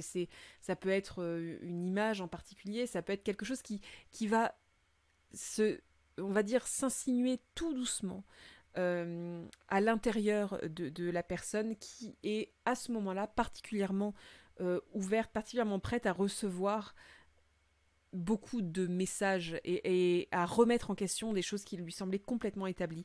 Ça, je trouve que c'est vraiment intéressant, la brèche dans notre quotidien. Et on revient quelque part au premier épisode dans lequel il parlait du fait que les fantômes pouvaient juste perturber juste le quotidien des gens et juste leur faire voir les choses autrement, les bouleverser complètement dans leur existence en mode ils ne pourront plus vivre pareil, on va dire. Mais je trouve qu'il y a vraiment ce truc-là, qu'il y a vraiment un truc, une brèche qui s'ouvre à cet instant-là et où tout est possible et où on peut aussi concevoir de penser l'inverse de ce qu'on pensait avant. Vous voyez ce que je veux dire? Le film La Llorona 2020 sur Shudder, la notion d'horreur est totalement renversée et ça rentrerait énormément dans ce débat, mais j'ai peur de spoil si les gens veulent voir. Je crois que je l'ai vu moi, La Llorona. Je suis pas sûre, mais il me semble que je l'ai vu. Alors, au cas où, dites si vous voulez pas vous faire spoil, bien évidemment. On dit que Oiwa serait la mère de tous les fantômes japonais. C'est en tout cas la première à avoir su inspirer la compassion de ses lecteurs et spectateurs en tant que fantôme, en accordant une légitimité à sa malédiction. Alors, sachez que Oiwa soit qui mal y pense. Oh là là. C'était nul comme jeu de mots. 最終的にはやっぱり人の人間が一番怖い。やっぱり人間怖いっていうのはやっぱりその生きてる人間の思いっていうのがやっぱり残ってやっぱり幽霊になる。幽霊になってもその思いが残るから幽霊になるっていうので、やっぱり元々の人間が怖いんだと思う。心ですよ。Ça, c'est intéressant aussi comme lecture du truc, notamment avec tous ces fantômes féminins qui incarnent la vengeance et qui incarnent des vengeances contre les hommes. Quelque part, ce qui reste et ce qui est donné à voir encore, c'est vraiment le mal humain fait à la racine. Donc là, dans ces cas-là, par exemple, dans le cas de Oiwa, il y a vraiment ce truc du mal fait par l'homme qui reste et qui stagne et qui donne ces impulsions-là fantastiques ou paranormales. Je trouve que c'est vraiment, ça aussi c'est vraiment très intéressant sur le fait que le mal qui perdure, ce n'est pas le mal rattaché à la personne, à l'apparition ou à l'esprit qu'on voit, c'est le mal qui est bien au-delà, qui a été fait en premier lieu quelque part. Oui, le jeu de mots était claqué au sol, ni bon ni mauvais. Non mais tout à fait, c'était la même. C'est impressionnant et beau quelque part qu'elle n'ait pas peur des manifestations de cette fantôme quand elle joue la pièce, comme si elle avait un vrai lien de compassion avec elle qui l'apaise. Je pense que c'est au-delà du lien de compassion. Je suis d'accord avec toi, je suis d'accord avec toi, je trouve que c'est très beau aussi, mais je pense que ça va au-delà du lien de compassion, c'est un lien de complicité, je pense aussi. Et c'est la preuve quelque part que ce qui est censé faire peur dans cette histoire-là, c'est beaucoup plus... c'est la grâce. Salut June. C'est beaucoup plus l'acte du bourreau qui va... Enfin voilà, de ce mec qui va rendre ce fantôme, plutôt que le fantôme en lui-même qui finalement n'est là que pour résoudre, pour mener à bien quelque chose qui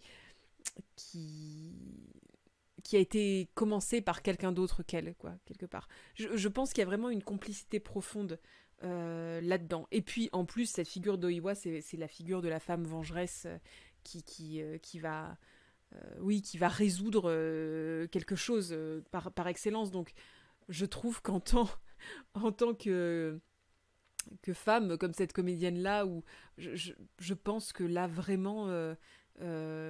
tout est fait pour ne pas y voir une menace, quoi. Je viens de découvrir ta chaîne, j'aime beaucoup la thématique qui a un grand rapport avec l'image de la femme dans la sorcellerie. C'est vrai, June, bien écoute, merci beaucoup. Je suis contente que tu aimes cette thématique-là et ma chaîne, du coup, merci.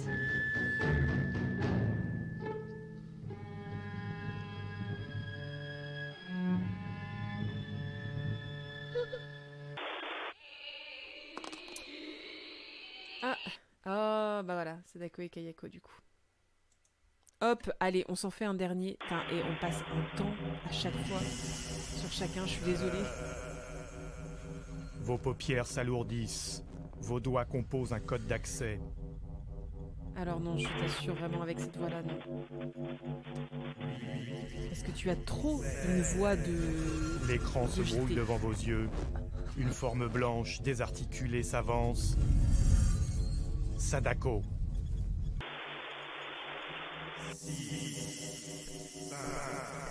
Un rictus grinçant, une démarche d'araignée dans l'escalier. Ça par contre, Voilà, moi je trouve que ça fait...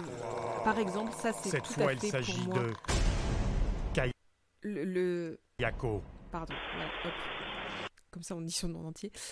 Ça pour moi c'est vraiment une façon de faire peur qui est très très proche de ce qui je trouve intéressant et de ce qui déclenche ces fameuses espèces de brèches pour moi entre deux mondes réellement quoi.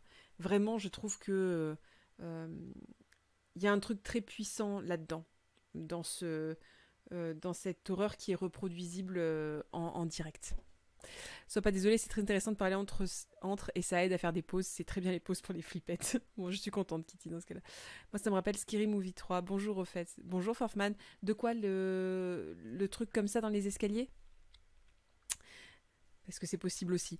La femme est très crainte par autrui et souvent même quand elle a des pouvoirs et des connaissances que les autres n'ont pas, ça attise la jalousie, les autres les accusent de sorcières. Oui, bah oui, c'est comme ça un peu que débute tout ce principe de sorcellerie. Et puis il y a aussi, dans la sorcellerie de base, il y a aussi énormément une influence de c'est pas la même religion, ou juste c'est des nanas dont on veut se débarrasser. Globalement, il y a plein de raisons d'accuser quelqu'un de sorcellerie, effectivement. Trop tard. Vous avez invoqué les deux êtres les plus malfaisants de l'imaginaire contemporain japonais. Encerclés par celles qui ont tétanisé d'effroi une génération entière de spectateurs, votre main cherche encore désespérément à reprendre la télécommande. Impossible. Vous venez d'entrer dans l'enfer des séries Ring et Ju-On. Ils ont essayé de te faire un jumpscare avec le monsieur qui arrive d'un seul coup. 自分自身が子供の頃から突然テレビにその異様なものがなぜ映ってしまう、放送事故のように何か映ってしまうとか、その映像の中に現れた。Alors ça, je pense que c'est arrivé à beaucoup d'enfants qui ont eu un jour ou l'autre devant eux un écran en mode neige. Ouais, c'est vraiment, vous savez, cette neige là qu'il n'y a plus en fait sur les téléviseurs, ou en tout cas très peu, parce qu'il n'y a plus de moments où les programmes s'arrêtent juste. Mais moi je sais que j'avais un téléviseur, notamment quand j'étais vraiment petite, qui avait ce côté neige comme ça, et j'avais très très peur d'y voir quelque chose dedans. Je pense que c'est ce côté, c'est vraiment ce crépitement blanc qui donne cette impression-là et qui effraie. Oh non, et juste là, il y a le chauffe-eau des voisins qui glougloute. Je suis désolée, Frégia. 白い霊体のようなものが自分に向かって近づいてくるみたいな体験を子供の時にしたんですよね。で、そこからテレビから貞子が這い出してくるとか。C'est vraiment des catharsis, des traumatismes.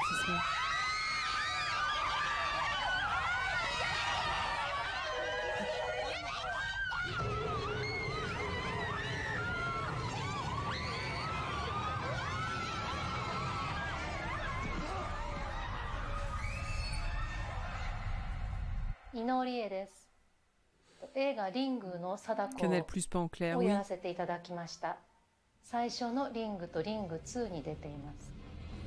Voilà, ça par exemple, je trouve ça très très très très très très très très très très très intéressant. Je trouve que c'est vraiment hyper intéressant d'interroger les personnes qui ont joué, qui ont dû se mettre dans la peau et complètement dans le corps de ces présences-là. Je trouve que c'est génial et que c'est une expérience qui va être tellement puissante.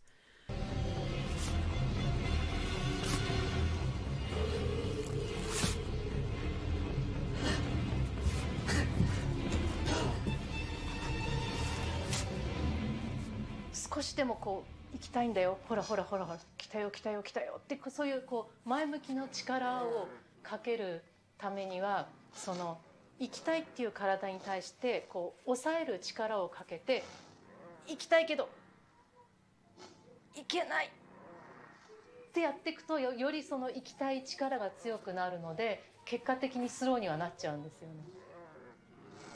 C'est intéressant par exemple de voir ça au niveau de la lenteur de la lenteur des mouvements, du fait de vouloir aller en avant en même temps de se retenir, le fait aussi d'être complètement caché par des cheveux. Encore une fois, on retrouve des attributs très féminins et très féminins traditionnels. Je trouve que c'est très très intéressant. Non mais c'est fou de pouvoir avoir autant de blanc des yeux. 呪音という映画のかや子役を演じさせていただきました。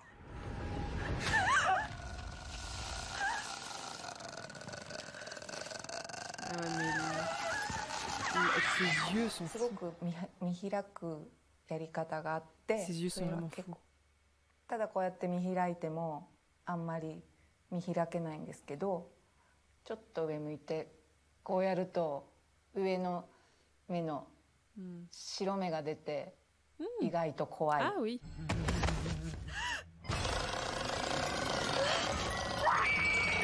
Ça c'était effrayant. Mais très vite, une conjuration médiatique se monte pour combattre la malédiction virale de ces deux harpies des ténèbres. Ces mêmes réseaux locaux, qui hier encore célébraient leur chorégraphie maudite, se liguent alors pour les réduire à de simples phénomènes de foire. Les alias de Sadako et Kayako n'ont plus qu'à défiler impuissantes dans les stades ou au milieu des plateaux télé et de la foule urbaine. YouTube かなんかでロシアのなんかコスプレイヤーが貞子やりましたってなんかこう段ボールでテレビ作ったとこから出てくるやつとかおかしくてなんか家族で見てゲラゲラ笑ってはいましたが。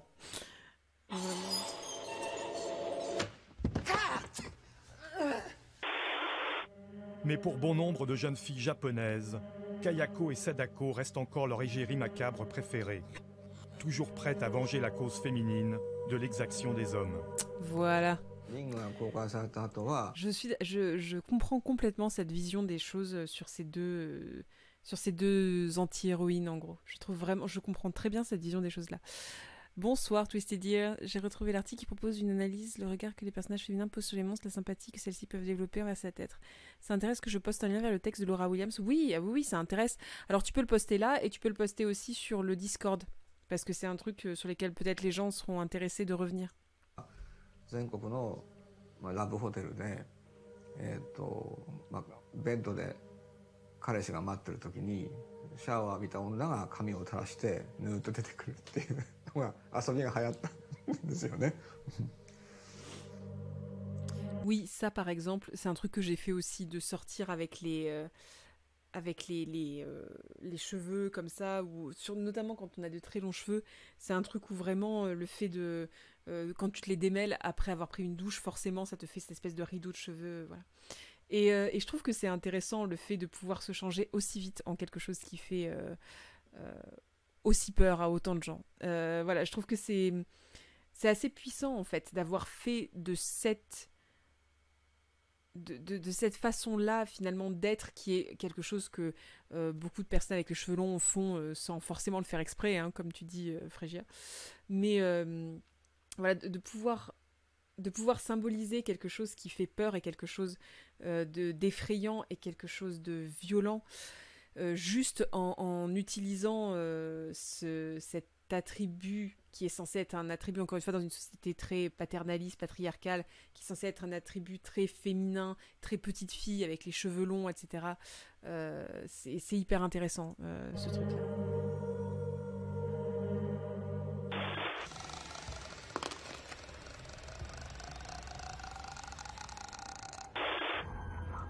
Ah, bah, du coup, ils n'ont pas parlé plus que ça du fait que peut-être c'était des espèces de figures, peut-être pas féministes, mais en tout cas qui étaient des combattantes de la cause des femmes. Franchement, c'est assez intéressant, je trouve, pourtant comme lecture. Alors, je ne sais pas, pourquoi est-ce que celui-là ne fonctionne pas? Attendez, on va voir ça. Ah, si, non, oui, non. Si, je pense que ça fonctionne. Est-ce que ça fonctionne? Non, celui-là ne fonctionne pas. Eh bien, écoutez, on passe directement à celui d'après. Et c'est sur une femme à nouveau. Donc c'est parfait. Hop, attendez. Je règle tout ça. Tac. Et on... Voilà. Parfait. Et on est reparti. Elle a le teint très blanc et une silhouette presque translucide.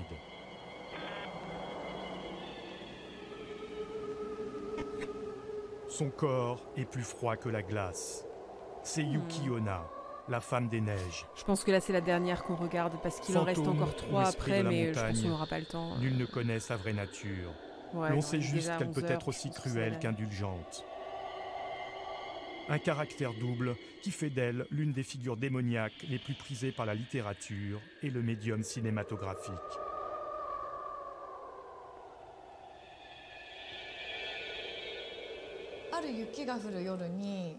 美濃吉と模索という2人の木こりがですね、雪の中でさまよってで山小屋にたどり着くんですね。でその山小屋で休んでいたら、眠っていたら雪女がやってきて、である年上の、年寄りの模索の方を殺してしまうんです。で美濃吉の方は若くて、あなたは美しいから殺しませんと。あなたは若いから助けてあげましょう。でもこのことを誰かに話すと、あなたの命も奪います。Mais Minokichi ne respectera pas le pacte scellé dans la glace. Revenu dans son village, il rencontre alors une belle et troublante jeune fille avec laquelle il se marie et a un enfant. Un jour, qu'il lui confie son aventure avec la mystérieuse Yuki Onna, sa femme lui révèle alors sa véritable nature.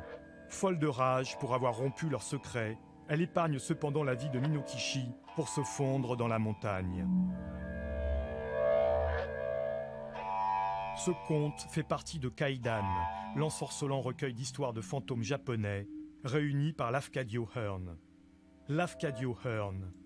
Je trouve que vraiment ce principe-là encore on retombe à nouveau sur le principe de la femme qui venge, sauf que là ça se rapporte un peu plus au côté Mélusine, etc. Toutes ces figures de femmes qui ont un secret puissant à garder et où les hommes n'arrivent pas à tenir ces secrets-là et où du coup elles se vengent par la suite.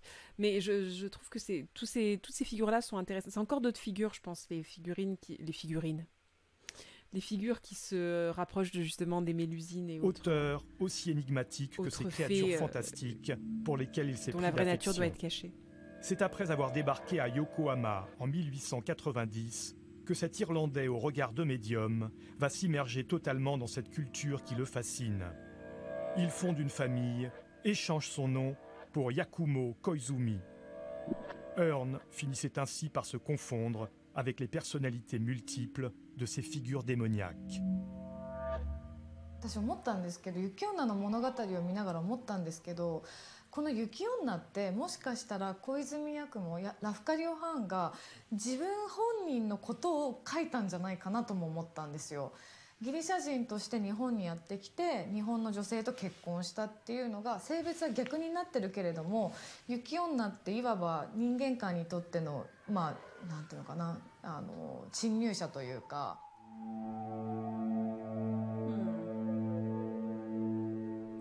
C'est intéressant comme vision des choses, ma foi.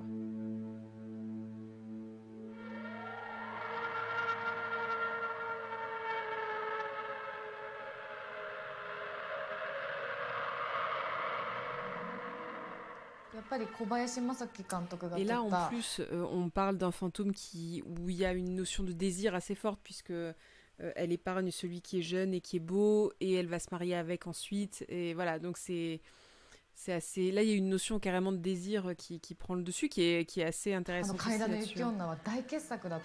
Aussi,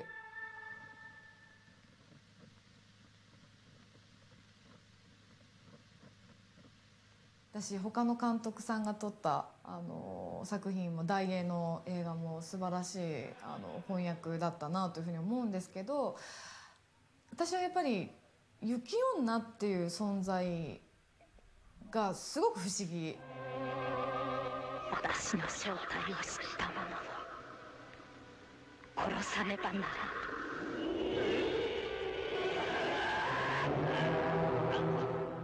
影響はかなり受けてますけど、真似にならず現代版の私らしい視点でどういうものが提示できるのかなというのはかなり考えました。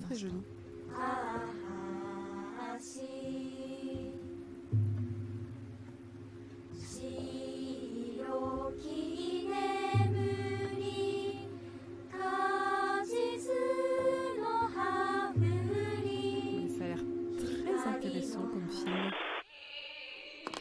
Écoutez, hop. Voilà. Je pense qu'on va s'arrêter là parce que ça fait déjà longtemps qu'on est en live et que il est temps, au bout d'un moment, d'aller dormir. Écoutez, en tout cas, merci beaucoup. Ah, est-ce que vous m'entendez toujours? Oui, c'est bon, tout va bien. Oui, tout va bien. J'ai cru à un instant que j'avais été complètement déconnectée du reste. Écoutez, merci beaucoup d'avoir été là. C'était un Halloween en Early Access, tout à fait, tout à fait. Alors pour ceux qui le demandaient, du coup, je vais très probablement faire la suite de la colloque, tout ça, cette fameuse sacrée colloque. Non, c'est foutu colloque, je crois. Donc ça, cet incroyable roman que nous avons commencé la semaine dernière. Je vais faire la suite soit demain soir, un peu plus tard que ces lives-là, soit vendredi soir. Je vous tiens au courant demain dans la journée sur Twitter et Insta pour ceux qui l'ont, sinon pour les autres ce sera un peu la surprise. Et puis, eh bien écoutez, merci beaucoup d'avoir été là ce soir et d'être resté jusqu'au bout. Je trouve que vraiment c'est un sujet qui est toujours intéressant, qui est porteur de tellement de notions particulières, de notions aussi esthétiques, effectivement culturelles, mais aussi juste politiques. Je trouve que vraiment c'est très très intéressant. Vraiment dormir, alors peut-être pas dormir pour tout le monde, mais essayer en tout cas.